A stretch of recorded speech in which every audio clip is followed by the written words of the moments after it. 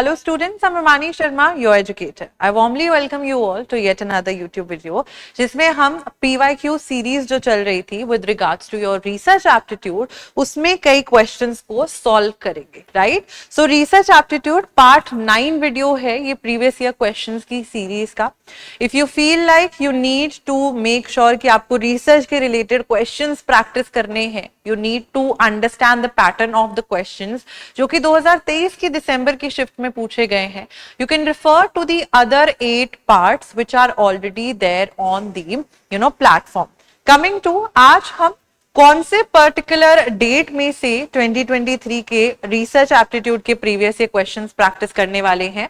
We are going to solve the questions related from 19th December 2023 shift. So there are 4-5 questions related to research aptitude जो कि हम solve करेंगे with descriptions. Make sure you guys are pausing the video to read the question carefully, keeping a pen and a notebook with your own selves क्योंकि नए तरीके के questions भी पूछे जा रहे हैं तो आप उन चीजों को लिख सकते हो.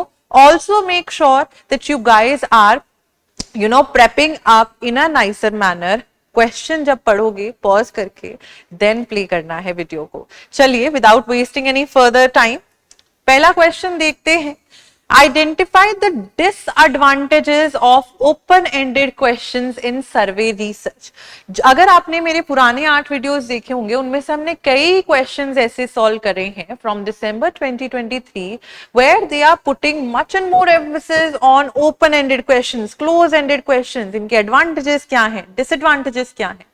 So read the question carefully, give yourself time and then answer. I will be of course explaining things. Right answer is option B. A नहीं है. Right, option B is the right answer. जो open ended questions होते हैं और close ended questions होते हैं इन दोनों में फर्क क्या होता है?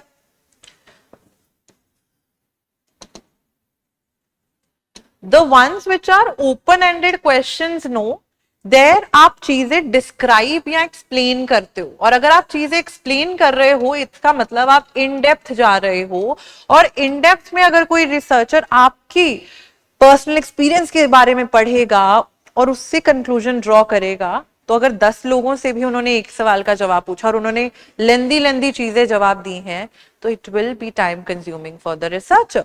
सो ये क्या होते हैं? टाइम कंज्यूमिंग होते हैं.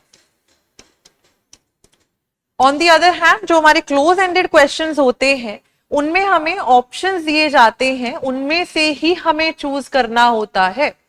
हम कुछ नया नहीं बता सकते, ऑप्शंस में से चूज करना होता है. इसका मतलब ऑप्शंस दिए हैं तो एक्सप्लेनेशन नहीं होगी, simple yes no may be इसमें से चूज करेंगे तो यहाँ पे नो एक्सप्लेनेशन यानी कि ये जो क्वेश्चंस हो जाएंगे ये हमारे ऑब्जेक्टिव हो जाएंगे. यानी कि ऑब्जेक्टिव क्वेश्चंस कैसे होते हैं? MCQs type.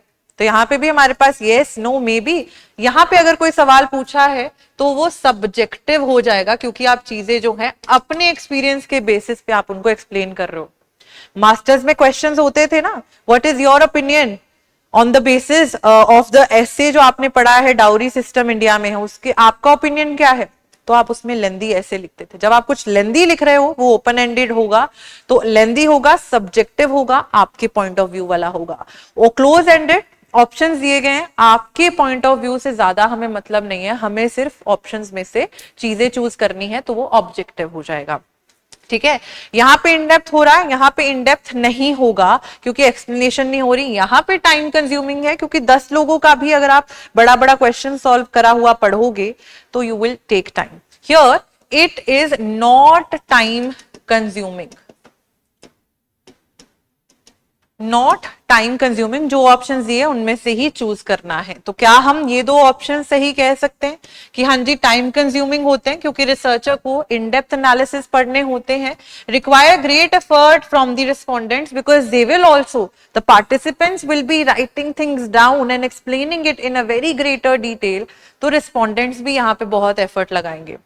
Questions do not suggest certain kinds of answer to respondents. No, they do suggest. ठीक है, they do suggest that. Then we have the next question. A research study is said to have heuristic value if, तो आपकी vocabulary अच्छी होना भी बहुत important है आने वाले एग्जाम्स के लिए.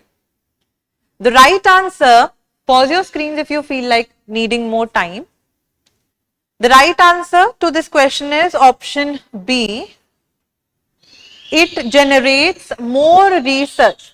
कोई भी रिसर्च स्टडी की ह्यूरिस्टिक वैल्यू होती है क्योंकि उसमें ज्यादा रिसर्च जो है वो इंट्रोड्यूस और जनरेट की जाती है, right. So if we say that एक पर्सन ने किसी चीज के बारे में स्टडी करी, अल्कोहलिज्म के ऊपर स्टडी करी और उसके बारे में बताया कि क्या होता है, अब कोई और इंसान उसमें आके बता रहा है कि what are the possible effects on your health if you are an alcoholic. तो जब कोई रिसर्च, और रिसर्चर का मेन मोटिव क्या होता है, contributing to the field in a newer way. तो जब कोई चीज जो है नए तरीके से आगे बढ़ेगी, उसमें और चीजें एडिशनली ऐड करी जा सकती हैं, इसका मतलब उस रिसर्च की ह्यूरिस्टिक वैल्यू ज्यादा है और अच्छी है. और उसमें ह्यूरिस्टिक वैल्यू है कि अगर एक इंसान ने नॉर्मली बता दिया कि एक्सरसाइज से मेंटल हेल्थ अच्छी होती है, तो आप और भी चीजें बोल सकते हो कि फिजिकल हेल्थ भी अच्छी होती है.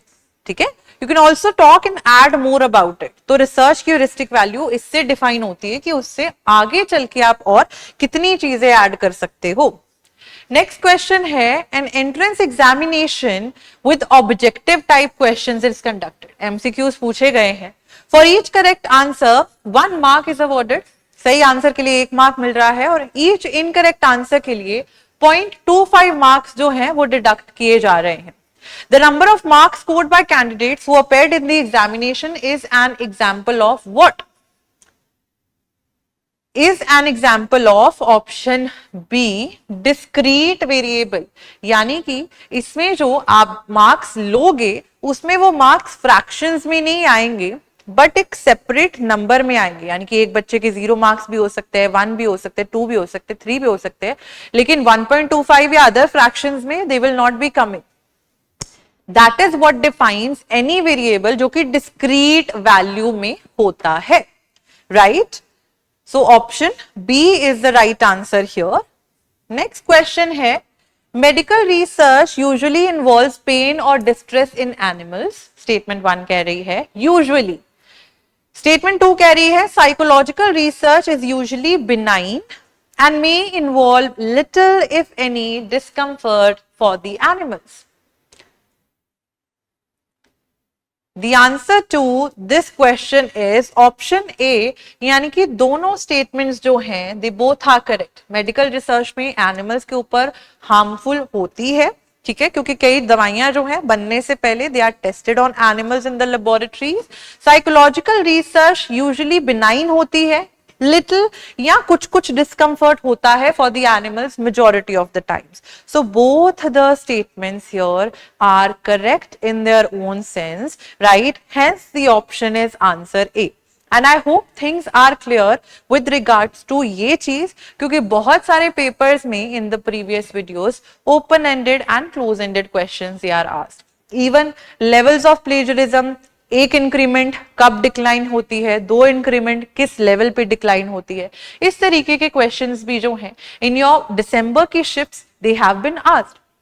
सो you need to make sure कि पैटर्न चेंज हो रहा है, तो आप अपने पढ़ने का तरीका जो है यहां से from this platform, what is the benefit of me creating this concept series, this PYQ series for you all is कि आप लोग को अलग अलग पेपर्स खुद आइडेंटिफाई नहीं करने पड़ेंगे through these YouTube videos. You guys will have the questions, answers and the right explanations on answer scheme in a particular format, right? I will see you guys in another video जहां पे हम जून 2023 के research aptitude के कुछ questions जो हैं we will be solving.